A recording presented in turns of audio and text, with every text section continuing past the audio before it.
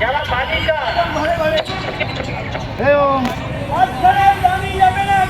প্রস্তুত থাকবে 4 থেকে 6 এই বিভাগের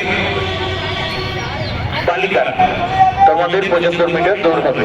যারা দায়িত্বে রয়েছেন তাদের অনুরোধ করব এই বিভাগে যারা রয়েছেন 4 থেকে 6 75 মিটার দৌড় প্রতিযোগিতায় তারা যেন প্রস্তুত থাকে।